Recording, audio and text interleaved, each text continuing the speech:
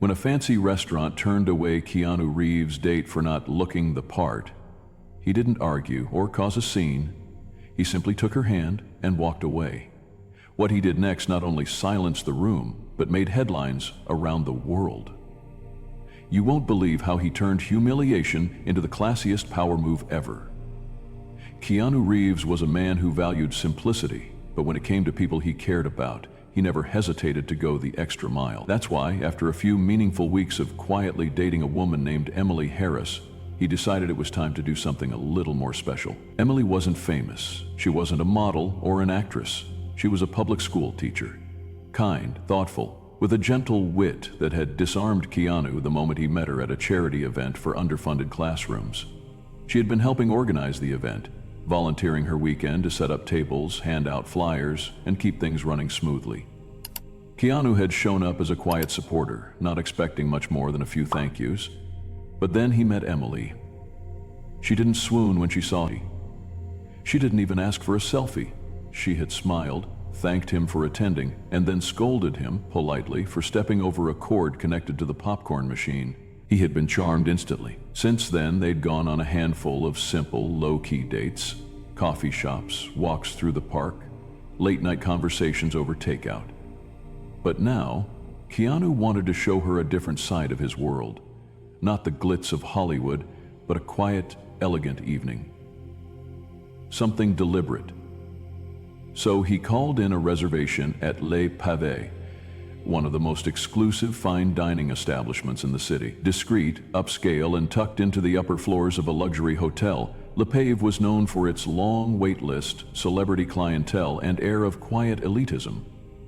He didn't like that last part, but he figured for one night he could overlook it.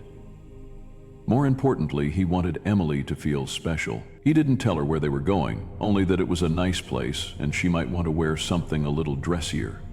When he picked her up, she emerged from her modest apartment wearing a simple but elegant navy blue dress, her hair pulled back loosely, her makeup light and natural. She looked radiant. "You clean up well, Mr. Reeves," she teased as she climbed into the car. "And you always look like this?" he smiled, handing her a single white rose. She blushed, clearly flattered, but not quite used to the attention. When they arrived at Le Pavé, the valet took the keys to Keanu's vintage motorcycle with a nod of recognition. Cameras didn't flash. Keanu had timed it perfectly to avoid the press. They walked in hand, and that's when the atmosphere shifted. The maitre d', a tall man in a perfectly tailored suit, looked up from his podium and did a subtle double-take. His eyes lingered, not on Keanu, but on Emily. "Good evening," Keanu said politely. "Reservation for Reeves." The maitre d' hesitated, then flipped through the reservation book with exaggerated slowness. "I'm terribly sorry," he said with a small, tight smile. "I'm afraid I don't see your name here. Are you sure it was for tonight?" Keanu's expression didn't change, but Emily felt his grip tighten ever so slightly. "Yes, it was confirmed yesterday morning." "Ah, well." The maitre d' glanced again at Emily. "We're at full capacity this evening. If you'd like to wait, I may be able to accommodate you later." There was a pause. A long, awkward pause. Emily instinctively took a step back. "It's okay," she whispered. "We can go somewhere else." The maitre d' gave a smug little nod, as if he'd won, but Keanu didn't respond. He simply looked at the man for a moment, then turned to Emily. "You sure?" She nodded quickly, trying to save face. "Absolutely." Without another word, Keanu nodded politely to the maitre d', took Emily's hand, and walked out of the restaurant with the same grace he'd walked in. No yelling, no demands, but the message was clear. They got back on his motorcycle, and Emily tried to laugh it off. "I guess I didn't pass the dress code." Keanu glanced back at her, a strange mix of calm and fire behind his eyes. "You looked perfect," he said simply. Then he started the engine and pulled into the night. She didn't know where they were going, but she knew one thing for sure. The night wasn't over, and Keanu Reeves was about to turn a moment of humiliation into something unforgettable. The lobby of Le Pave was everything you'd expect from a place that prided itself on exclusivity. High marble ceilings, soft jazz humming in the background, and staff who moved like they were gliding through the air. Every detail whispered wealth, refinement, and status. She clutched her small black clutch with both hands, offering Keanu a soft smile as they walked in. He gave her fingers a gentle squeeze, sensing her nervousness. "You okay?" he asked in a low voice. She nodded, though her eyes were darting around the room. "Yeah, just... Wow, this place feels like it doesn't even let in dust." Keanu chuckled. "They might ask it to use the back entrance." They approached the maitre d's podium. The man behind it didn't even glance up at first. He was skimming through the reservation ledger, pen tapping lightly. When he finally did look up, his eyes went straight to Keanu. There was a flicker of recognition, quickly masked by professionalism. "Good evening, sir," the maitre d' said smoothly. "Welcome to Le Paith." But then his eyes slid to Emily, and the warmth in his voice cooled by several degrees. She wasn't flashy, she wasn't dripping in designer labels. Her dress, while elegant, wasn't couture. Her makeup was soft and natural, and her jewelry, just a pair of silver earrings, was understated. She looked like someone who didn't belong here, and the maitre d' had already made his judgment. Keanu didn't miss it. He caught the way the man's lips thinned, the slight hesitation before speaking again. "Name? Reeves. Keanu Reeves," he said. The maitre d' blinked, and for the briefest moment he looked rattled, like he hadn't expected the man in front of him to be that Keanu Reeves. But then he recovered, flipping through the pages with exaggerated care. "I'm terribly sorry," he said, voice cool. "I don't see that reservation listed for tonight. Are you quite certain it was for this evening?" Keanu's brow lifted ever so. "Yes, confirmed yesterday. Table for 2 at 8. The maitre d' glanced again at Emily. That glance, the one that said, "Are you sure she wasn't confused?" He leaned slightly over the counter and gave Keanu the kind of smile that was all politeness and no sincerity. "We've had a very full evening. Perhaps there was a miscommunication. I'd be happy to try to accommodate you later this evening, if you'd like to wait at the bar." Keanu's jaw tensed just for a second. From behind the counter, 2 waitstaff whispered as they passed by, not subtly enough.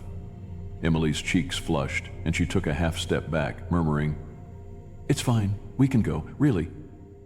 She knew the look, the one that said she wasn't the right kind of woman for this place. She'd grown up with it in department stores, job interviews, and even parent-teacher conferences when her outfit wasn't as crisp as the others. But this time, it hurt more, because she was standing beside someone who had chosen her, and someone who was now being quietly judged for it. Keanu didn't raise his voice. He didn't make a scene. He simply looked at the maitre d', calm and measured, and said, "Don't worry about it." Then he turned to Emily, gently guiding her back toward the exit with a hand on her lower back. "Let's go somewhere better," he said, his voice soft but layered with meaning. They walked out in silence, the maitre d' not even attempting a proper goodbye. Outside, the air felt cooler, freer. Emily let out a shaky breath. "That was awful." Keanu looked at her, his expression unreadable at first. Then he said, "They didn't see you, but that's their loss, I do." She looked up at him, unsure of what to say, and then he smiled. Not the Hollywood grin, the real one, the quiet one that made her feel like she was the only person in the world who mattered. "Come on," he said. "I know exactly where to go." And this time the only reservation he needed was his word and the seat beside him. Emily's heels clicked lightly against the marble as they walked toward the exit, the sound sharp in the otherwise quiet lobby. Behind them, the maitre d' had already turned his attention to another, more appropriate couple, his dismissal of them final and unbothered. Outside, the city pulsed with life. Bright lights, car horns, distant laughter. But for Emily, the night had gone dim. She clutched her clutch tighter, trying to smile. "I'm sorry, Keanu. I didn't mean to ruin the night." Keanu turned to her with a look of soft disbelief. "You didn't ruin anything." I know that place meant something to you," she continued, trying to keep her voice light. I shouldn't have worn this dress. Or maybe I should have." He stopped her with a gentle squeeze of her hand. "Emily," he said quietly, "you looked beautiful. That wasn't about you. That was about them." There was a pause between them, just long enough for the hurt to slip in. "I'm not used to places like that," she admitted. "People look at me and they think, well, you saw what they think." Keanu's gaze was calm, but his eyes had a storm brewing behind. Not loud, not reckless, but sharp, focused. Without another word, he took her hand and began walking down the sidewalk, away from the golden glow of Le Pavé, away from the whispers, the thin smiles, the veiled judgment. No scene, no confrontation, just dignity. They walked in silence for several blocks. The night was cool, the city lights glinting off the wet pavement from a recent rain. Emily didn't ask where they were going. She just walked beside him, trusting him. And Keanu? He was thinking not just about how the maitre d' had looked at her, but how many times that same look had been directed at people who didn't belong in places of luxury or exclusivity. People who were overlooked, underestimated, or outright dismissed based on nothing more than surface-level assumptions. He had lived through that, growing up, coming from nothing, being told he wasn't the right type for certain roles, certain rooms, certain people. But this time, it wasn't about him. It was about Emily. And they had tried to make her feel small. They had tried to humiliate her. Quietly, politely, professionally, but intentionally. He looked over at her as they stopped at a crosswalk. She was still holding his hand, still walking with her head up, even though he could feel the embarrassment radiating off her. She hadn't cried, she hadn't lashed out, she hadn't let them see that it stung. She had handled it with grace. And in that moment, Keanu made a decision. Not with words, not with drama, but with something far more powerful. Resolve. This night wasn't going to end with rejection. It wasn't going to end on their terms. It turned the corner and stopped in front of a tiny, warmly lit diner tucked between two buildings. There were no velvet ropes, no valet, no dress code, just the smell of fresh coffee and pancakes and the gentle clatter of dishes from inside. Keanu opened the door for her. "This okay?" he asked. Emily smiled, the tension finally easing from her shoulders. "This is perfect." And it was. Not because it was expensive, not because it was exclusive, but because it was real. As they slid into a booth, Keanu leaned in, that signature quiet smile returning to his face. "Besides," he said, nodding toward the griddle behind the counter, "I hear their blueberry pancakes are better than anything you'd find at a five-star place." Emily laughed, soft but genuine, and as they opened their menus, her earlier embarrassment faded, because she realized something. He hadn't just walked away from that restaurant, he had walked away from the people who thought she wasn't enough. And he had done it with a calm, quiet kind of defiance that said, "This isn't over. Not even close." The ride was quiet at first. Emily sat behind Keanu on the back of his motorcycle, arms wrapped around his waist, her chin resting gently against his back. The wind whipped through her hair as they sped through the city, and she couldn't help but wonder where they were going. She didn't ask. There was something about Keanu's silence, not cold but certain, that told her this wasn't just a spontaneous change of plans. He was taking her somewhere, with purpose. Eventually, the glowing skyline gave way to quieter streets lined with mom-and-pop shops, glowing neon signs, and late-night grocery stores. They slowed, turned onto a side street, and then came to a stop in front of a modest one-story building with a flickering sign that read, "Joanne's Diner, open 24 hours." Emily blinked. "A diner?" Keanu removed his helmet and grinned over his shoulder. "The best diner." He helped her off the bike and led her inside, the bell over the door jingling as they entered. The smell hit her instantly. Warm syrup, butter, coffee, grilled onions, and she let out a soft laugh, the tension from earlier finally beginning to melt away. The interior was cozy.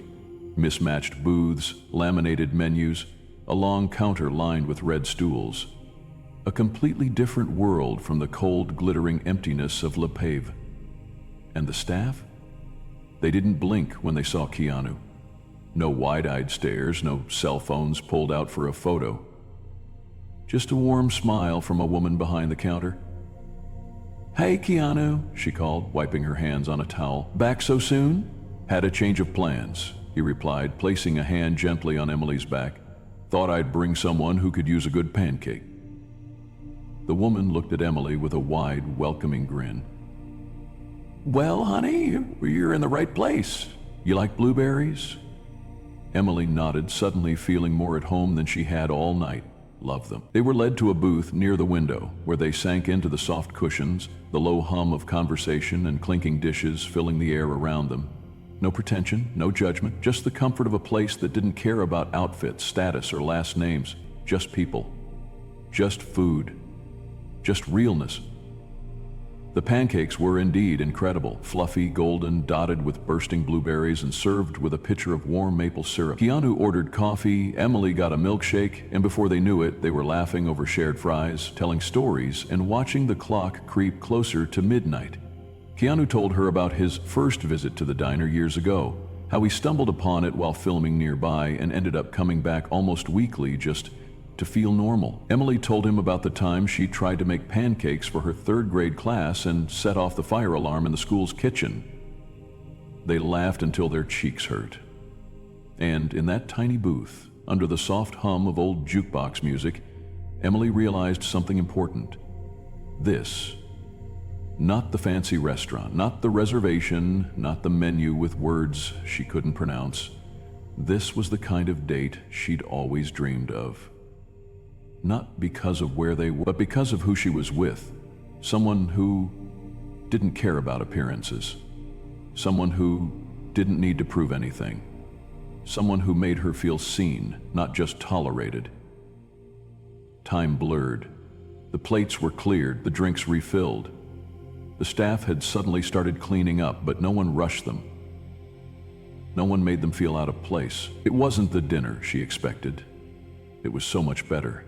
And as Keanu reached across the table and gently took her hand, eyes warm with quiet affection, she knew she'd never forget this night. Because when the world had tried to shrink her down, he had lifted her up. Without anger, without noise, without revenge, just love. Steady. Real Keanu wasn't one for the spotlight, not unless he was on set. But the next morning, as sunlight filtered through the curtains of his quiet home, he woke to his phone vibrating nonstop. Missed calls, text messages, dozens of notifications.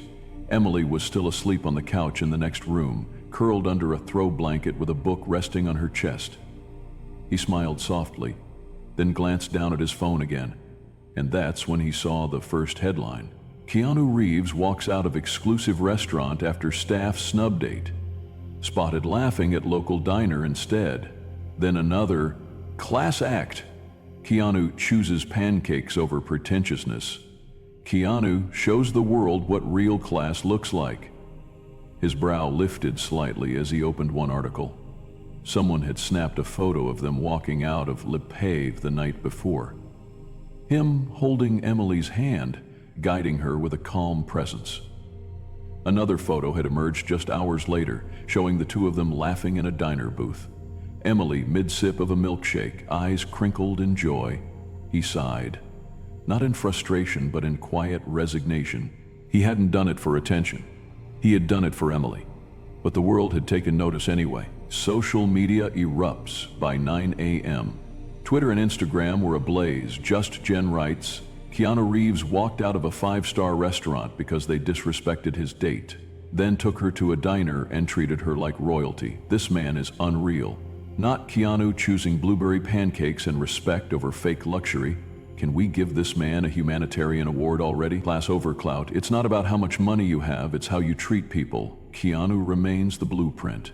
One thread racked up over 150,000 likes in under 2 hours, detailing the maitre d's dismissive behavior, the quiet dignity of Keanu's exit, and the sheer elegance of not needing to clap back with words.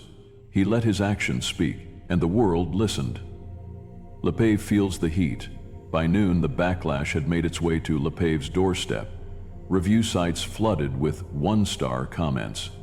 People shared stories of similar treatment, of being turned away for not looking the part, of being made to feel small behind the velvet curtain of fine dining. If Keanu Reeves isn't good enough for your restaurant, who is? The way they treated his date tells me everything I need to know. No thanks. Real elegance is about how you treat people. Lepave clearly missed that memo. Under pressure, the restaurant issued a half-hearted apology. "We regret the unfortunate misunderstanding involving Mr. Reeves and his guest. It was never our intention to offend. We value all our patrons, but it was too late. The damage was done. Not because Keanu had called them out, but because he didn't have to. The contrast was enough. A cold, exclusive space that judged a woman for being too real, versus a warm booth in a corner diner where real conversation and connection flourished. The diner, by the way, overwhelmed with new visitors, people wanted to sit where Keanu had sat, eat the pancakes he had ordered, take selfies with the kind woman who had welcomed them in without a second glance at what they were wearing. Joanne's diner trended for 2 days. Lepave trended for all the wrong reasons. Emily woke up to the storm hours later, scrolling through her own feed in stunned silence. "Keanu? I think we went viral." He handed her a cup of coffee. "Yeah, I noticed." She looked at him, wide-eyed. "People are calling me the luckiest woman alive." He shrugged. "Maybe they're right." She laughed and buried her face in her hands. "Oh my God, this is so surreal." But deep down, she knew the story wasn't about fame or headlines. It wasn't about going viral. It was about a moment, quiet, human, and unshakably kind. Keanu could have said something, could have demanded better treatment, could have made a scene, but he didn't. And that's exactly why the world couldn't stop watching. Lepave's apology dropped quietly 2 days after the story exploded. A black and white press release posted to their social media read, "We sincerely regret the unfortunate misunderstanding involving Mr. Reeves and his guest. Lepave prides itself on offering an inclusive and welcoming experience for all. We are taking immediate steps to retrain our staff and review our guest protocols." But no one was buying it. The tone was cold, detached. And worse, it never once mentioned Emily by name. No ownership, no direct apology, just enough PR polish to check the box and move on. But the world didn't forget that easily, because Keanu and Emily hadn't needed a press release. Their silence, their dignity, and the way they simply walked away from judgment, that had already told the entire story. Reporters reached out from everywhere, magazines, blogs, morning talk shows. Everyone wanted a quote, a comment, a sit-down interview with Keanu or Emily, but none came. Keanu continued filming his latest project without interruption. When asked during a red carpet event if he had anything to say about the restaurant drama, he simply gave a tight smile and said, "I think everything that needed to be said already happened." He didn't name names, didn't shame the staff, didn't drag the restaurant. And that silence echoed louder than any headline ever could. As for Emily, she returned to her classroom that same week. The kids had seen the news. Some proudly told their classmates, "My teacher's dating John Wick." Others shyly asked if it was true she had gone viral. Emily just smiled. "All I did was eat pancakes," she said with a wink. But deep down, she knew this moment had become bigger than pancakes. As the dust settled, something interesting happened. People started noticing Emily. Not because she tried to stand out, not because she posted about the experience or flaunted her connection to a celebrity, but because of her humility, her composure, and her complete lack of ego. She didn't try to prove anything. That's what makes her so powerful, the way Emily handled that situation. Silent dignity, no retaliation, absolute queen energy.